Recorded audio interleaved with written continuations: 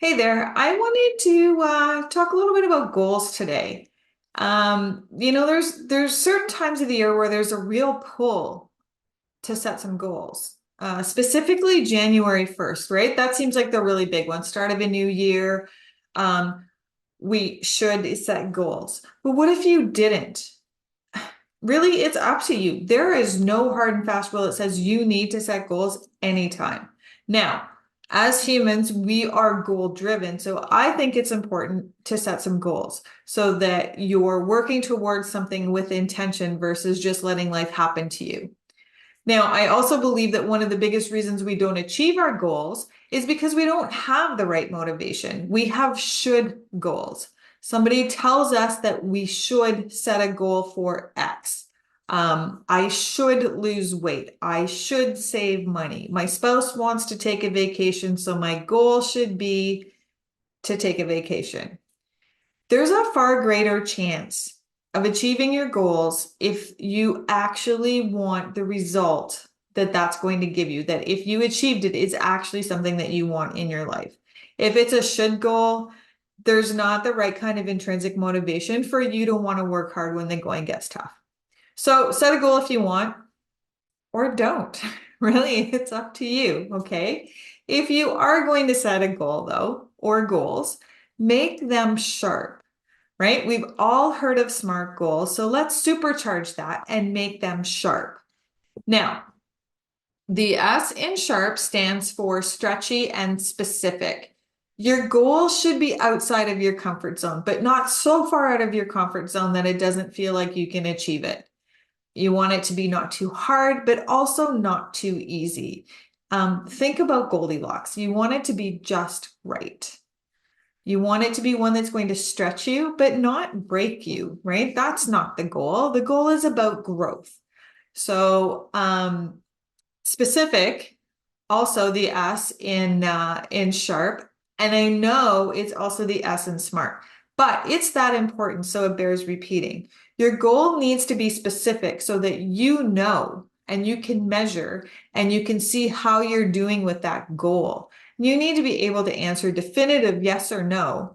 In a year from now, if somebody comes up to you and says, "Hey, did you ever achieve that goal that you set last year?" Okay. H. H is for habits. Now, our habits determine our actions. Our goal should always be action oriented. There should be something that, like, we're going to know. We're going to know when we've achieved this goal. We want to be able to see progress towards the end result.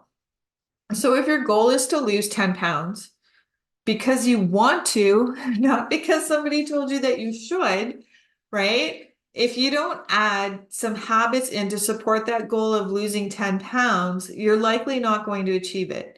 You set a goal to lose 10 pounds, but you're still mowing down on a bag of chips every night, you're probably not going to achieve the goal. So you need to figure out some of those habits to be able to support that goal and help you along the way. So it's like little guideposts along the way to achieving your goal.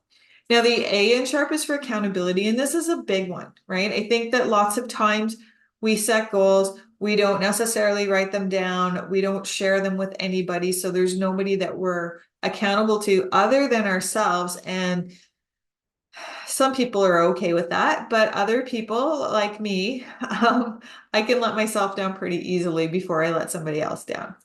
So create a plan for accountability for how you're going to stick to it. All right. Your spouse or your partner could be your accountability partner. However, they love you and they want you to be happy. So when the going gets tough and you start to get demotivated and you're like, I'm just not going to do my habit today, they may be very forgiving. They may even help you. They might go out and buy you a bag of chips because you've been so cranky without your chips that now that just blows your goal right out of the water. All right. So what you really need is a chief ass kicker. And if your spouse or your partner can be that for you, fantastic. If not, find somebody that can help you be accountable to yourself and to that goal that you set. All right, R, it needs to be realistic in the time frame that you've set. Okay, lofty goals are amazing and they're great and they're called a vision. And we should all have a vision.